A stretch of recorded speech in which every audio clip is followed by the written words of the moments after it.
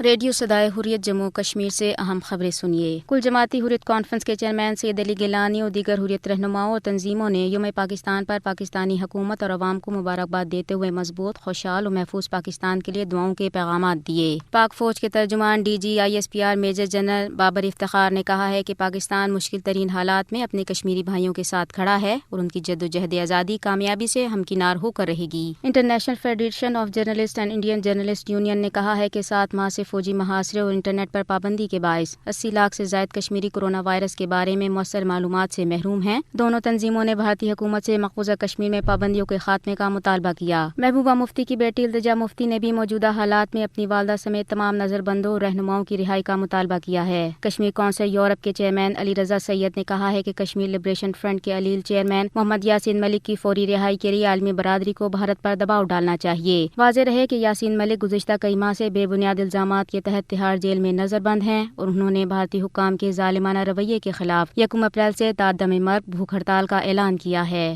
ضلع کپواڑہ سے 6 کشمیری نوجوانوں کو مجاہدین کے لیے کام کرنے کے الزام میں گرفتار کیا گیا ہے۔ مقبوضہ وادی میں مسلسل کرفیو سے زندگی تھمی ہوئی ہے، جبکہ سری نگر کو بختر بند گاڑیوں اور خاردار تارے بچھا کر سیل کر دیا گیا ہے۔ دوسری طرف ایک کشمیری روزنامہ کشمیر عظمیٰ نے بہار اور بھارت کی دیگر ریاستوں سے درجنوں افراد کی خفیہ راستوں سے بغیر اسکریننگ کے مقبوضہ وادی میں داخلے کا انکشاف بھی کیا ہے۔ خبریں ختم ہوئیں۔ بھارت کو مہان ہندو راشٹر بنانے والے ہندو انتہا پسندی کا مگرمچھ خود بھارت کو بھی کھا رہا ہے۔ پاکستان اور کشمیر کی نفرت میں آگ لگانے والے خود اپنے دامن کو بھی جلا رہے ہیں۔ انسانی اور اخلاقی اقدار اور برصغیر کی مشترکہ روایات کو بھی یہ مگرمچھ چبا رہا ہے۔ سیتا کے پجاریوں کے دیش میں ناری جس زبوں حالی کا شکار ہے، اس کی دنیا بھر میں مثال نہیں ملتی۔ بھارت کو ریپستان کہا جاتا ہے اور سب سے خوفناک بات یہ کہ عورتوں کے ساتھ اس راونی سلوک کے کردار خود یہ سیتا کے پجاری ہیں۔ سنیے لوک سبھا کے رکن راکھی برلا اس پر کس طرح دہائی دے رہی ہے۔ 8 سال کی معصوم بچی،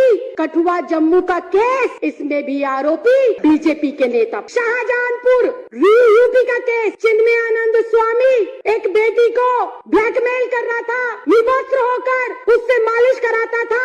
کون ہے وہ آدمی؟ وہ ہے پورو گرہ راجیہ منتری BJP کی سرکار کا۔ چاہے چھوٹی بچی، چاہے 27 سال کی ڈاکٹر ہو، چاہے 56 سال کی بزرگ مہیلا ہو، ہر کوئی ہوس کا شکار بن رہا ہے۔ جدھر بھی دیکھو ہوس کے جلاد بیٹھے ہیں۔ سنبھال کر رکھو اپنی پھول سی بیٹیوں کو، کیونکہ دیش چلانے والے بے اولاد بیٹھے ہیں۔ جب ریاست مذہبی اور وطنی جنونیت کا روپ دھار لیتی ہے، تب کشمیر کے کنن پوش پورہ سے دہلی تک ایسے ہی سانحات پیش آتے ہیں۔ جب جنسی ہوس بھی ریاستی ہوس کا حصہ بن کر ملک و قوم کی خدمت کہلانے لگتی ہے، تب تباہی مقدر ٹھہرتی ہے۔